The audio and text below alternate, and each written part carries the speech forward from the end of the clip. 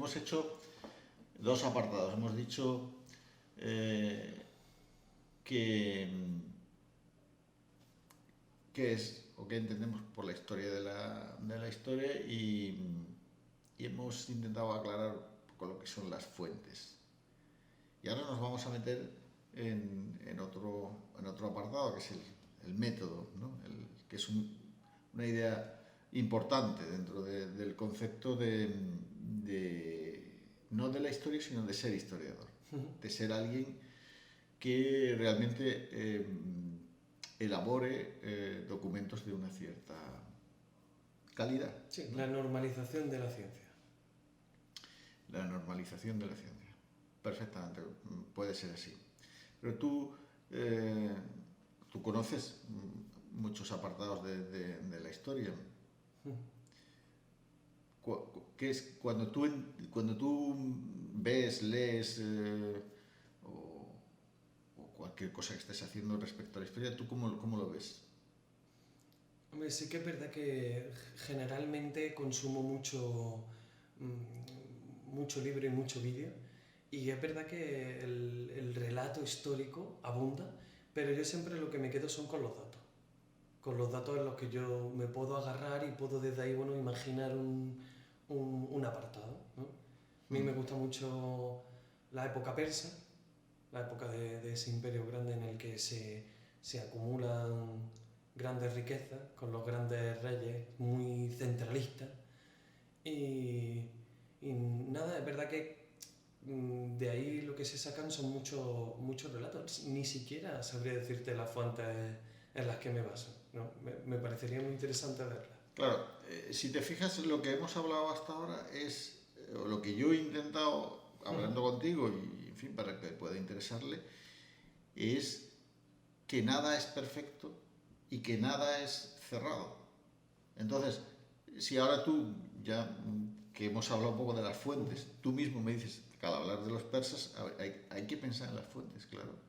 Claro, entre otras cosas, porque en esa etapa, ¿no? en la edad antigua, las fuentes son escasas, ¿no? Las fuentes escritas empezamos a encontrarnos ya algunas, pero muy escasas.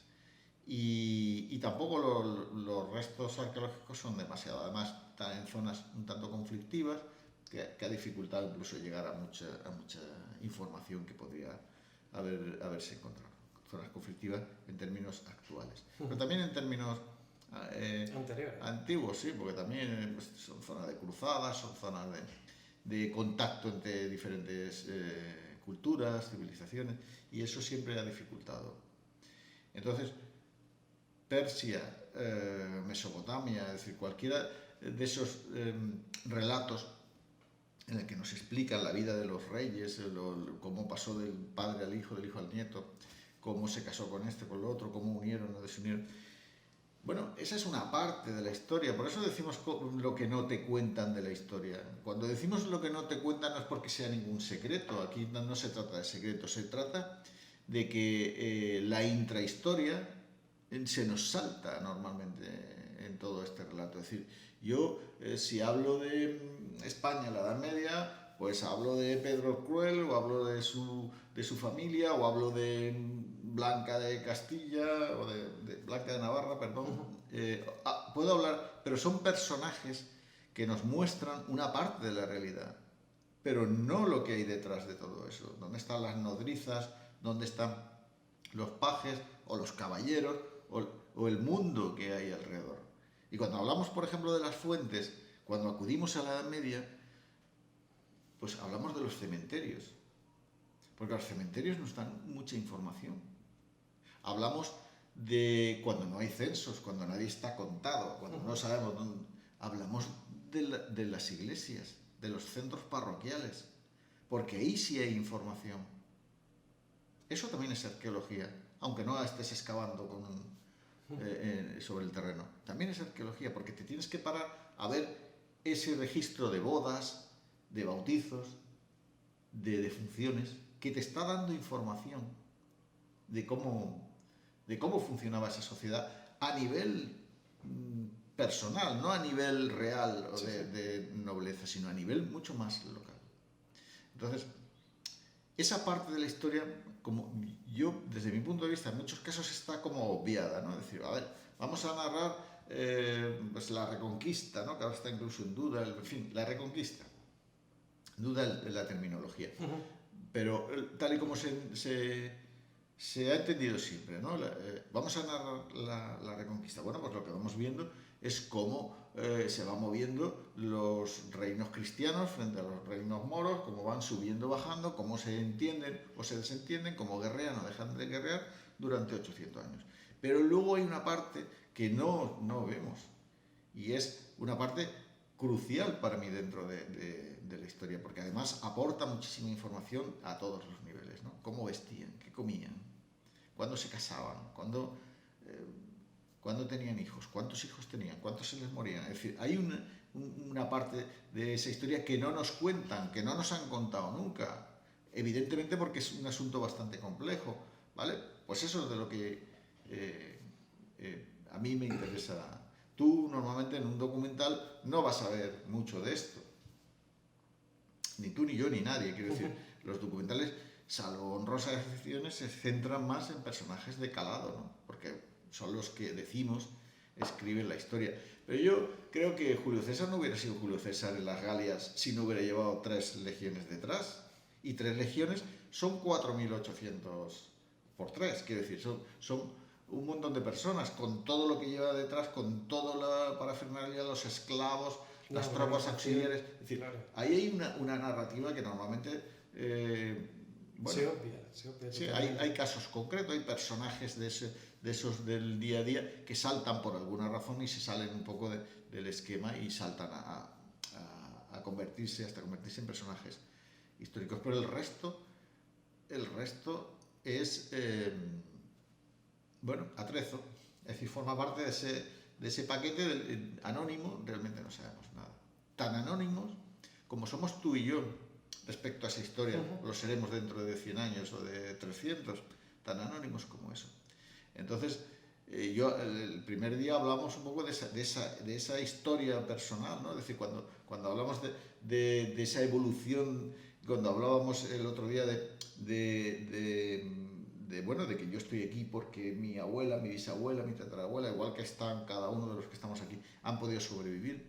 Y esos no eran personajes históricos, pero tienen una historia también que contar. Y en muchos casos una historia muy interesante. Hay vidas que son muy interesantes sin que nos lleguen a nosotros. Entonces, dentro de todo eso, es dentro de ese laberinto en el que nos hemos metido. Entonces, ¿es el relato único? ¿La historia es un relato único? No. No, aparte de que construyan los vencedores, o que no los construyan los vencedores, aparte de los apartes, no es un relato en el que haya un solo discurso. Es un relato, primero, lo venimos diciendo todo el tiempo, cambiante, constantemente en evolución, algo vivo, algo que requiere de constantes revisiones, que cada generación le da una vuelta, que las técnicas varían. Y luego, por otro lado, las fuentes, que también hablábamos, estamos haciendo ahora casi como un resumen, ¿no? Pero las fuentes también vienen sesgadas, no solo por el que lo relata venga 200 años después, sino porque hay relatos que están hechos para adular al gobernante de turno. Entonces, las cosas malas las aparta y las cosas buenas las pone en primer plano. Incluso el intérprete actual altera el resultado. Incluso, sí, hablábamos antes de la vuelta que ha dado muchos textos clásicos, ¿no? Porque si han tenido que pasar, fíjate, de su idioma original, el latino, el griego, al árabe, y luego volver otra vez al latín, fundamentalmente al latín, pues claro, toda esa vuelta seguramente se han perdido, de hecho. Se han obviado, claro. Según tu Dios, según tu... Claro, aparte hay textos corruptos, hay textos... Es que ese es otro tema, ¿no? Es decir, el análisis y desarrollo de una determinada fuente. Es decir, si yo te cojo cualquier libro, de lo que... Si yo cojo lo que hablábamos antes de Tucídides o Polibio o cualquier autor de eso, Vale, ¿dónde se encuentra? ¿Cuántas copias hay? ¿Dónde han aparecido cada una de esas copias? ¿A qué idiomas han traducido? ¿Cuál es el original? ¿Qué pequeños cambios hay entre uno? Porque hay un copista.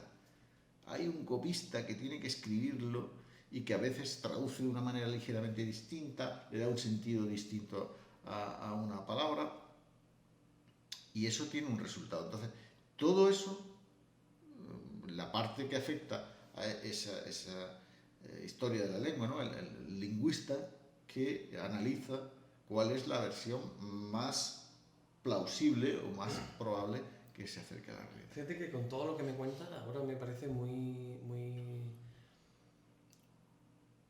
extraño o muy resultante el tema, por ejemplo, ya de la Unión Soviética, ¿no? Ya metiéndonos en algo de fondo. El cómo desde un cierto punto de la población se ve como algo totalmente glorioso, totalmente alabable y como, por ejemplo, la China, no la Unión Soviética, sino la China comunista, ¿no? Como desde un lado se ve súper bonito, todo perfecto, y desde otro se ve pues, el mayor genocidio de la historia, ¿no? ¿En qué punto te pone? Y más ahora. ¿Te refieres a Mao Zedong Sí, Mao o a Zedong. Stalin? Mao Zedong, no cada uno. Vamos a ver, tanto uno como otro está perfectamente documentado, tanto uno como otro. Es decir, lo que Stalin le hizo a Ucrania está bastante documentado, cuando era una provincia, ¿no?, de esa unión de repúblicas. Una provincia, una república, ¿no?, de esa unión de repúblicas. Cómo extraía los recursos y dejaba que se muriera de hambre la población en esa zona. Yo creo que puede haber dudas sobre determinados aspectos de la personalidad de cada líder, tanto Mao Zedong como, volvemos a lo de siempre, Hitler, Stalin.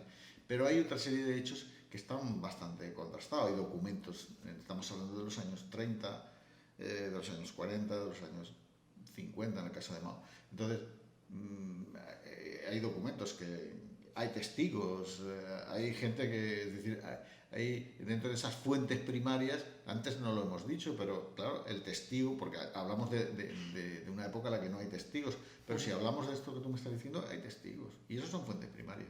¿Pueden también tener un cierto sesgo? Claro, pero es que volvemos a lo de siempre, tú tienes que tener varios testigos y contrastarlos. Y además contrastarlo con los documentos. El otro día oía que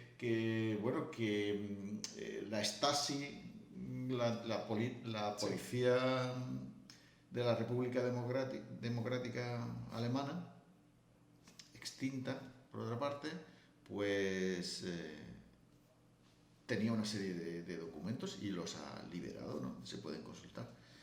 Y la noticia decía que la gente no quería ir a consultar los documentos, los antiguos ciudadanos de la República Democrática, porque había tantos delatores en el sistema que les da miedo saber que su vecino era en realidad un delator, ¿no? Es decir, la historia es una cosa tan viva que podemos estar hablando de hace 200.000 años y podemos estar hablando de hace 40 y vamos a obtener resultados también distintos por el que lo narra, por el que lo cuenta, por las múltiples posibilidades que tiene cada acontecimiento, ¿no? Es decir, cuando te narran pues, acontecimientos importantes como la construcción del muro de Berlín, pues hay una serie de pruebas, incluso en este caso hay filmografía, hay de todo, ¿no? Y claro, hay un hecho, por muchas vueltas que le demos, hay un hecho que no es cuestión de valorarlo, es simplemente observarlo, que es que alguien pone un muro y hay una parte que quiere ir a la otra, pero la otra no quiere ir a la una. Eso es un hecho contrastable, observable y demostrable, ¿no? Es decir, de la República Democrática intentaban salir, por eso les pusieron el muro. De la República Federal nadie quería ir, nadie a quedarse, podían ir a otras actividades, pero no a quedarse, no ansiaban vivir en un mundo, decir, bueno, ese contraste son hechos que tú puedes decir, bueno, pues esto está contrastado y verificado, ¿no? Es decir, ¿cuántos alemanes del este intentaron pasar al oeste y cuántos del oeste al este? Y esos son gráficas que te están dando cifras a lo largo del tiempo, estadísticas, por otra parte. Entonces, bueno, hay hechos que son así de simples y hay otros que son muchísimo más complejos, ¿no? Entonces, cada cuestión de esta hay que analizarla fríamente desde el punto de vista más libre posible, sin intentar implicar los nacionalismos, ni los buenos ni los malos, y con eso intentar demostrar lo que quiera que uno pretenda demostrar. ¿Y cómo se hace eso? Pues para eso hay un método. Y eso, lo decía antes, y ahora nos hemos liado aquí un poco con... Sí, sí, sí. Pero hay un método. Hay un método que es el que nos permite evaluar. Es decir, si yo tengo que evaluar un texto, yo como historiador evalúo un texto de alguien que se dedica a la historia, yo sé que puede estar contándome un cuento o puede estar contándome una realidad. Claro, depende de cómo lo haya construido, las bases en que se apoya y los pasos que ha ido dando, hasta obtener un libro, lo decía antes, una ponencia, un artículo de prensa, un documental, en fin, lo que quiera que se plantee. ¿Hay algún claro ejemplo en el que se pueda ver? Es decir, algún escrito que se haya dado como real, como veraz, pero que haya sido sustituido por otro que lo haya desmontado claramente y que se conciba como real el nuevo escrito. ¿Hay algún ejemplo? Sí, tú lo que dices, algo que se haya considerado aceptado, ¿no? Sí, sí. Que la historiografía o la historia haya considerado como aceptable y luego con el tiempo se haya demostrado falso. Hay un montón, no uno, hay un montón. Yo ahora mismo no soy capaz de decirte ninguno, pero no hace mucho leía pues es la historia de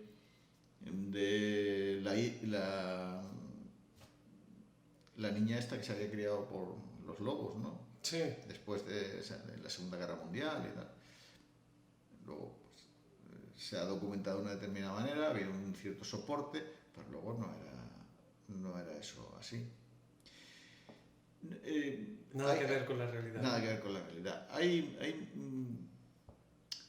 muchas partes donde los buenos no son tan buenos ni los malos son tan malos, ¿no? Es decir, hay un sesgo en toda la información.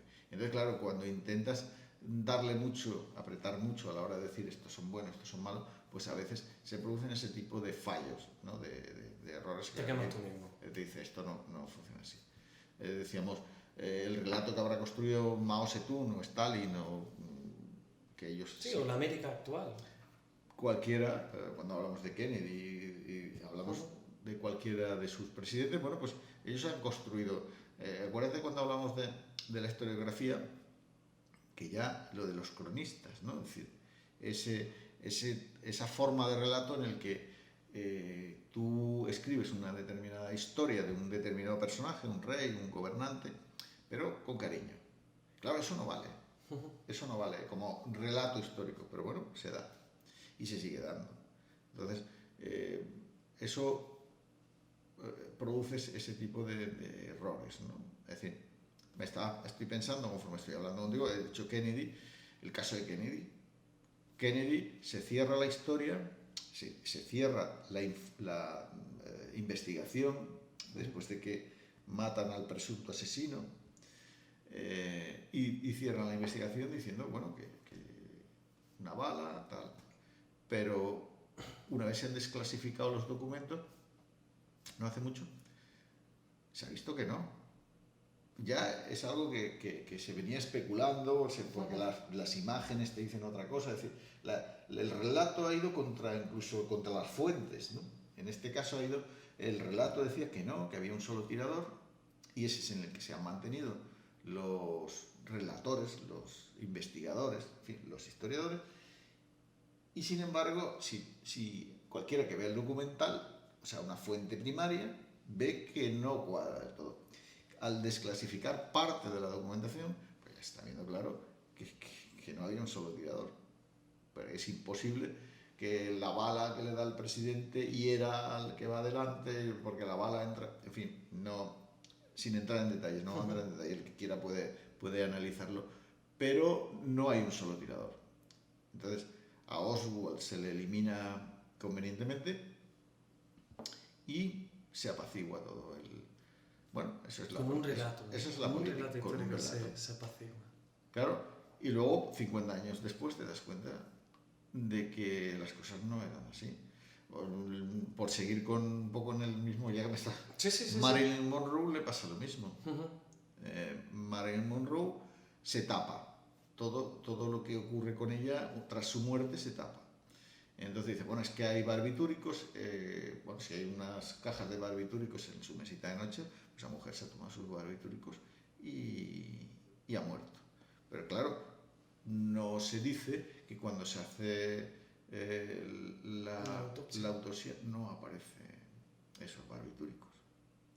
Entonces, entramos otra vez en eso. Y eso es muy común en la historia. Quizá también, por llamarse historia, requiere de un periodo más largo, una perspectiva más amplia, para poder evaluar con una cierta... Porque si te acercas mucho al tiempo actual, no solo te toca, sino que ya es periodismo.